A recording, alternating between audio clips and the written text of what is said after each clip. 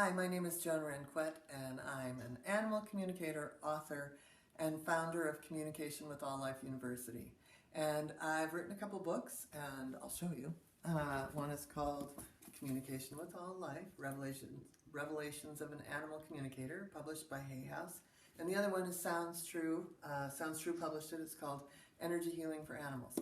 And while this little series of videos is a combination of animal communication and energy healing for animals, one of the best ways, it's kind of the in-between, to communicate something different and to kind of energetically change your household is what I have referred to in both books as creative tools. And today we're going to talk about one of my favorite, which is channeling.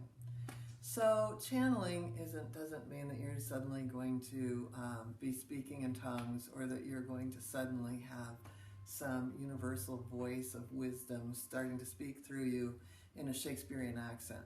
Channeling can be anything as simple as thinking about what it is that you want, having an end goal, a vision of what it is that you want with your animal companion, and really starting to channel maybe someone else's behavior.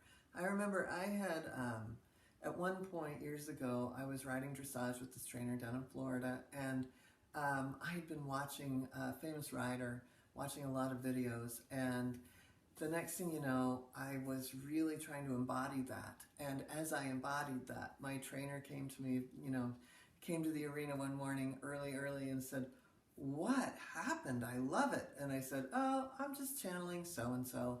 And it really worked because it's almost like my body went into what was supposed to happen. So it works in riding. But I want to tell you a little story about someone that is actually in my first book, Communication with All Life. I have a client who shows Bernese Mountain Dogs, and she does a lot of different stuff with the Bernese Mountain Dogs. But in order to move on up in the ranks, you have to go through a lot of obedience classes.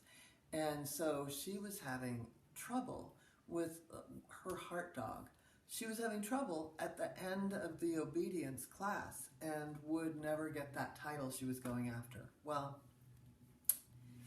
when I communicated with the dog, I got a sense of how nervous she got just at one point, and probably had an expectation that he was going to fail again. And she would just go away.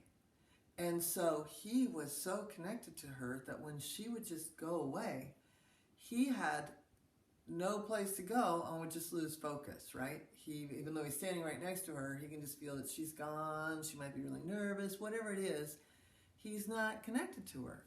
And so I let her know after the communication session with the dog that, she had to stay really present with him and really stay focused. And I knew that she was a lawyer, and I knew that she was a very successful lawyer, a trial lawyer. And so I said to her, what if you channeled who you are in the courtroom and really walked in with a swagger into the show ring? And she started doing that and had really amazing results. So a lot of times there's an aspect of ourselves that we could make bigger. Like that's something that she didn't have to fake it until she made it. But often faking it till you make it is an option also. But have a really true vision of what it is that you're faking. For me, it was, a really great rider. And for her, it was an aspect of herself. So, channeling someone you really admire, maybe you watch certain dog trainers on TV and you just want to get out the door without a big dog fight down the street.